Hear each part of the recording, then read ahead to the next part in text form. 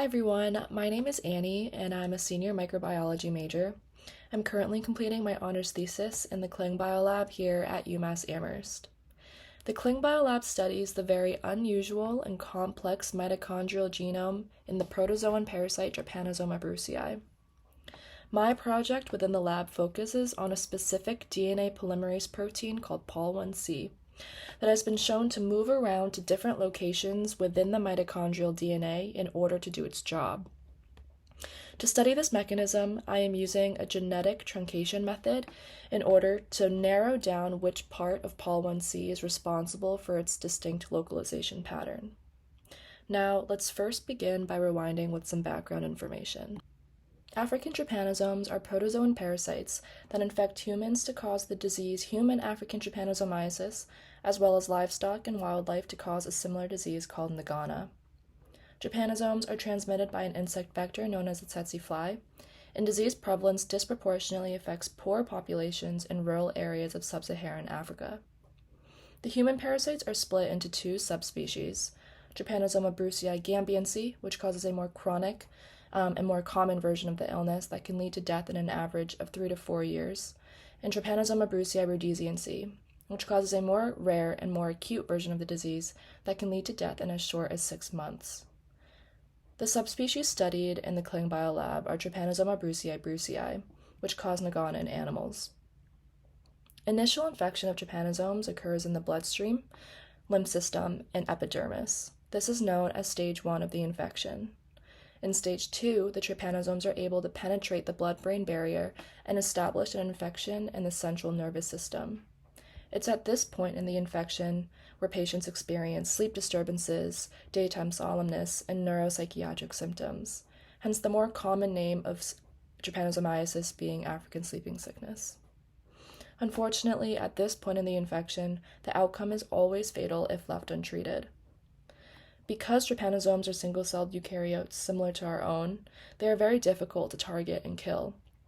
Treatment of trypanosomiasis has a long and rocky history with very toxic drugs and increasing drug resistance. Therefore, there is a need for novel trypanocidal therapies. A great way to discover new drug targets is by studying the many unusual and unique biological properties of trypanosomes. One of these striking features, the one that the Kling Biolab studies, is the mitochondrial DNA of these parasites. The mitochondrial genome of T. brucei, also known as kinetoplast DNA or kDNA for short, is housed within the parasite's single mitochondrion and condensed into this disc-shaped structure known as the kinetoplast. When the kinetoplast is biochemically isolated, it's revealed that the kDNA is comprised of this massive network of interlocking DNA molecules known as mini-circles and maxi-circles. Now you may be wondering, how does this complex kDNA replicate? During kDNA replication, the mini-circles are released from the kDNA disk into the kinetoflagellar zone. It is here that the mini-circles replicate, and then the replicated mini-circles are reattached to the network periphery at protein assembly sites known as antipodal sites.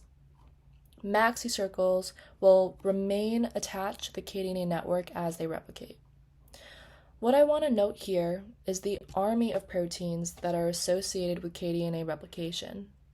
Adding to the complexity of the system, there's estimated to be as many as 150 different proteins involved, but only around 30 of these proteins are well characterized. The specific proteins that I'm going to talk about today are replicative enzymes called DNA polymerases. T. brucei have 5 DNA polymerases with relation to E. coli Pol1 and this conserved family A polymerase domain.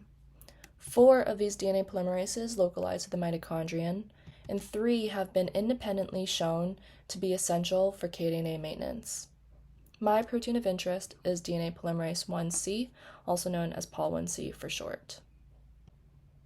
POL1C exhibits an interesting phenotype called cell cycle-dependent localization, and what this means is that POL1C moves around the cell in order to do its job based on the phase of the cell cycle. As shown in these immunofluorescence microscopy images with POL1C labeled in the red, it localizes to the kinetoflagellar zone during kDNA G1 phase. As the cell progresses to kDNA S phase, the Pol-1C foci migrate towards the periphery of the kDNA disk at the antipodal sites. As the cell progresses past kDNA S phase, the Pol-1C foci disappear and are no longer detectable. The question remains, what drives this localization pattern of Pol-1C? One way that we can address a protein's function is by using a powerful tool called RNA interference, in which we are able to induce the inhibition of gene expression within the cell, thereby silencing the protein that we want to study. When Pol-1C is depleted from the cell via RNA interference, we see a loss of fitness in the trypanosomes as shown by the gray growth curve. We also see a defect in kDNA replication. To take these experiments one step further, we can reintroduce wild-type Pol-1C into that RNAi background in order to rescue normal protein function. This is called RNAi complementation.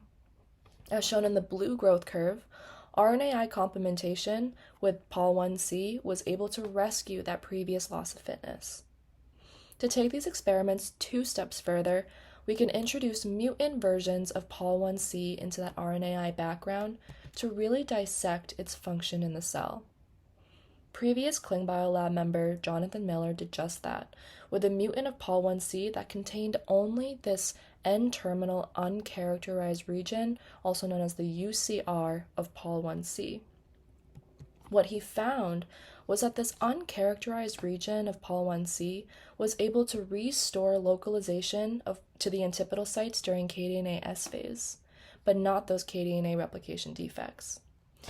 So this IF microscopy image shows how Pol-1C UCR only was able to exhibit the same localization pattern as endogenous Pol-1C.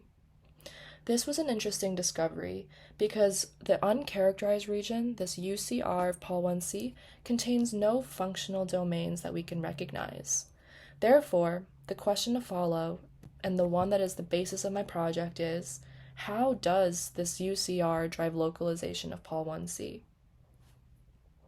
To begin studying this question, my first goal was to visualize de novo predicted secondary structure of Pol-1C using a program called PyMol. In this 3D structure of Pol-1C, I was initially able to locate and label 5 different modules, which are areas of the protein that fold up onto itself. During this process, I found that the family A polymerase domain with its classical right-hand structure contained a thumb insertion that was not previously labeled. Therefore, I was able to identify the entirety of the Pol A domain, including the thumb insertion, as well as an updated N-terminal UCR as depicted in these images. In order to refine the portion of the UCR that targets Pol-1C to the antipodal sites, I generated this truncation scheme based off of the modules I had previously identified and labeled. In this domain schematic, I am showing the 3 truncations I generated, as well as full-length Pol-1C. The idea, essentially, is to sequentially chop down Pol-1C until it can no longer localize to the antipodal sites, therefore revealing the portion of the UCR that contains the driver of localization. Last semester, my work focused on cloning my first truncation design called 1C Trunk 1 into a T. brucei cell line called 2913s. I used a technique called restriction enzyme cloning, in which I cut both my plasmid backbone as well as my PCR amplified gene of interest, 1C Trunk 1, with corresponding restriction enzymes, and then ligated them together like puzzle pieces. This recombinant plasmid was then transfected into T. brucei cells.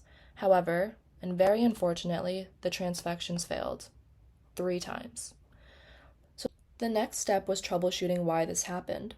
Upon reanalyzing the plasmid sequence, a mutation in the pyromycin resistance gene, the drug-selectable marker for this plasmid, was found. It was a leucine mutated to be a proline, and prolines are notorious for messing up protein secondary structure and therefore decreasing protein stability. Another issue that was popping up was that the parental T. brucei cell line 2913s have been growing slower in recent years. These factors all lined up to a new solution. 1C Trunk 1 must be recloned, and this time into a different, healthier cell line. The new cell line that I'm cloning into is called SMUMA, which stands for single marker UMass, and is arguably a superior experimental cell line, giving us fine-tunable control over the levels of RNA interference and expression of mutant protein. However, cloning into this new system requires me to first fuse my protein 1C trunk 1 to the PTP tag that is very important as a protein marker for downstream Western blot and IF microscopy experiments. In this sense, this round of cloning is no longer the simple cut and paste puzzle piece experiment I laid out previously. It begins with overlap extension PCR, which consists of designing primers that are specifically for generating a final fused gene product, in my case being 1C trunk 1 PTP tag. Overlap extension PCR requires 3 separate PCR reactions, which I can gladly go into more detail during the conference. 1C trunk 1 PTP will be restriction enzyme cloned into a plasmid backbone compatible with SMUMA, and then the recombinant plasmid will be transfected into T. brucei to answer the question, is 1C trunk 1 able to rescue localization? As a refresher, here are some relevant protein domain schematics. Full-length Pol1C and 1C UCR domain only both localize to the antipodal sites. If my truncated protein 1C trunk 1 is able to localize, that means that we have narrowed down the portion of the UCR that targets Pol1C to the antipodal sites down to these 3 modules. If 1C trunk 1 does not localize to the antipodal sites, that means that we have refined the driver for localization to this section of the polymerase domain.